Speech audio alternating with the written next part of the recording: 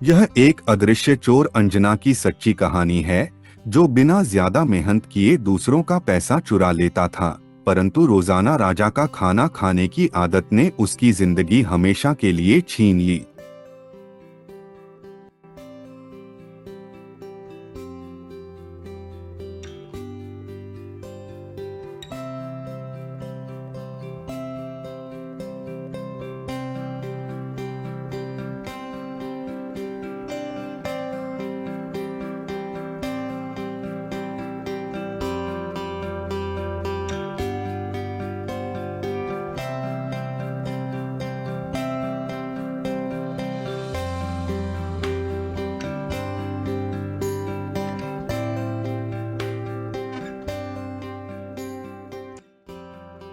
यह एक अदृश्य चोर अंजना के बारे में एक पुरानी कहानी है और किसी को भी उसके बारे धन चोरी करने के पेशे के बारे में पता नहीं था। चोरी करते समय वह सिद्धिरिद्धि द्वारा एक मंत्र के माध्यम से अर्जित जादुई सुरमा पाउडर को आंखों में लगाने वह किसी को दिखाई नहीं देता था।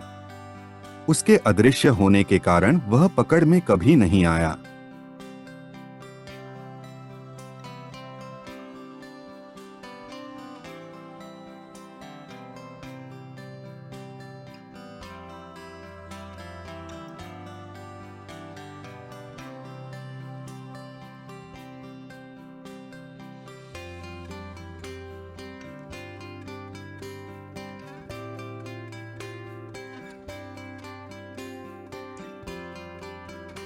ऐसा लगता है जैसे कोई मेरा खाना बांट रहा है और खाना भी जल्दी समाप्त हो जाता है।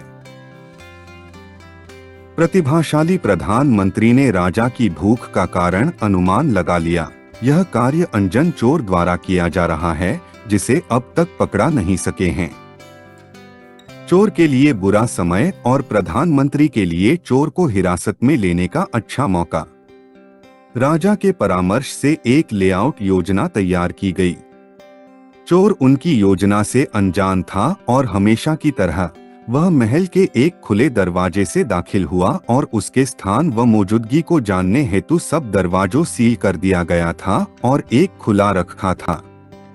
योजना को अंजाम देने के लिए एक बुद्धिमान व्यक्ति की टीम को तैनात किया गया, अन्यथा बाद में उसे पकड़ना मुश्किल हो जाएगा।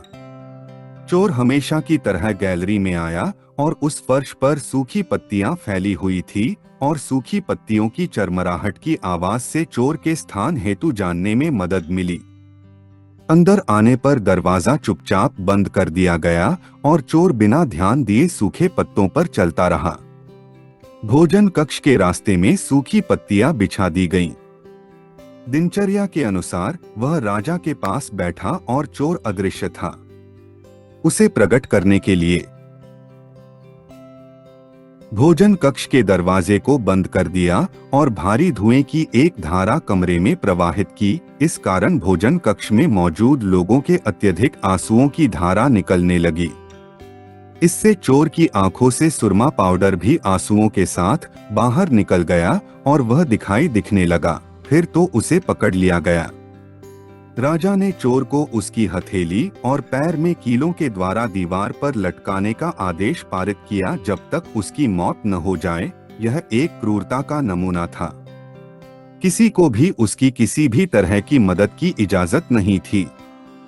यदि पाया गया तो उसे भी वही सजा मिलेगी। आदेश के अनुपालन के लिए निगरानी के लिए एक फोर्स छिपकर बैठी थी। 4 दिन पश्चात शहर का एक धनी व्यक्ति जिंदत के 5 वर्षीय बेटे ने फांसी पर लटके चोर को देखने की इच्छा व्यक्त की। बेटे ने अपने पिता से चोर को देखने के लिए अपने साथ चलने को कहा। जिंदत बहुत दयालु, मृदुभाषी और अहिंसा के कठोर अनुयायी थे और उन्होंने उन्हें वहां न जाने की सलाह दी, क्योंकि राजा अग्निदत्त कुछ हद तक क्रैक था और हमारी गलती के बिना हमें दंडित कर सकता है। हम बस उस पर नजर डालेंगे। उनके आग्रह पर वह अपने बेटे के साथ चोर को देखने गए। वहां पहुंचकर चोर ने कराहते हुए कहा, हे किंडल सेठ, मैं मर रहा हूं और पीने के लिए 2 बूंद पानी पिला। सेठ को लगा कि वह मृत्यु के कगार पर है और उसे जीवन की अगली जन्म कड़ी को अच्छा के लिए आध्यात्मिक सहायता दी जानी चाहिए। उसने चोर से कहा कि मेरे गुरु ने मुझे आज एक कल्याणकारी मंत्र दिया है और अगर मैं पानी लेने जाऊंगा तो शायद उसे भूल जाऊंगा। चोर ने प्रतिक्रिया की, मुझे भी वही मंत्र जल्दी से बताओ, हे किंडल सेठ। सेठ ने उसे नमोकार मंत्र को बताया और अपने बेटे को वहीं छोड़कर जल्दी से पानी लेने चला गया। जब वह पानी लेकर वापस आया तो चोर मर चुका था। उसकी अवस्था से लगा उसका जन्म स्वर्ग में हो गया, क्योंकि ऊपर की ओर उसकी आंखें खुली हुई थीं। सेठ उसके इस प्रवृत्ति से खुश हुआ। चोर का प्रथम स्वर्ग में जन्म कक्ष के फूलों के शया पर पुनर्जन्म हुआ था, जो एक प्राकृतिक प्रक्रिया के रूप में जन्म के समय शया कक्ष में बादल छा गए थे। नवजात दिव्य के स्वागत हेतु अन्य दिव्य जनों की भीड़ थी। चोर 15 वर्ष का युवक प्रतीत हो रहा था और आसपास के देवताओं की उपस्थिति में फूलों की शैया से उठकर बैठ गया। सभी देव यह जानने को उत्सुक थे कि इस स्तर तक पहुंचने के लिए पृथ्वी पर किस प्रकार के अच्छे कार्य किए गए। हालांकि उनका अतीत जानकर वे आश्चर्यचकित रह गए और उन्होंने उससे कहा, चलो हम भगवान के दर्शन के लिए मंदिर चलते हैं। चोर स्वयं यह जानकर आश्चर्यचकित रह गया कि वह अब अवधि ज्ञान से युक्त है। उस सेठ की कृपा से देव गति प्राप्त हुई, उसे पहले सेठ के दर्शन करने चाहिए। जैसे ही उसने शहर पर नजर डाली उसने स्वर्ग से उसने कल्याणकारी सेठ की ओर देखा और महसूस किया कि उसका जीवन खतरे में है। इस बीच राजा ने अपने सेनापति को निर्देश दिया कि उसके आदेश की अवहेलना करने के लिए सेठ को पकड़कर उसे भी वही सजा दी जाए। कमांडर और उसके ट्रस्टी दल ने सेठ के बंगले की ओर प्रस्थान किया।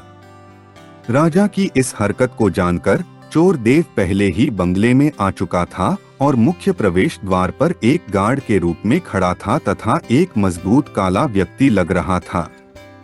राजा की टीम प्रवेश द्वार पर पहुंची और गार्ड से सेठ को बाहर भेजने के लिए कहा।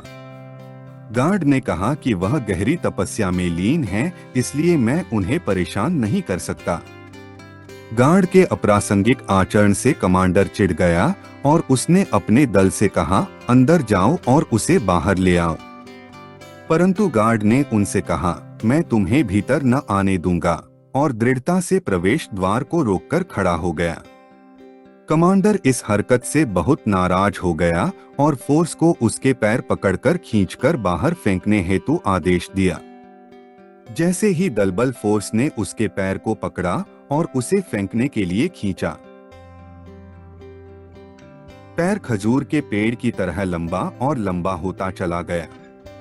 सेनापति और उसकी सेना भयभीत हो गई और अपनी जान बचाने के लिए वापस भाग खड़े हुए। इस समय तक वहां पड़ोसी जनता की भारी भीड़ जमा हो गई और गार्ड अदृश्य हो गया। सेनापति ने राजा को पूरा वृत्तांत सुनाया, जिस पर उसे विश्वास नहीं हुआ। वह पीएम के साथ और अधिक फोर्स के लिए उनके साथ गए।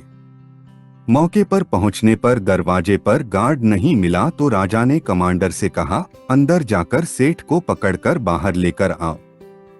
भयभीत सेनापति ने आगे बढ़ते ही एक गहरी आवाज सुनी, जिसने भी सेठ को छुआ भी मैं उसे नदी में डुबाकर मार दूंगा। चारों ओर भयावह उथल पुथल और बड़बड़ाहट की आवाजें आने लगी थी।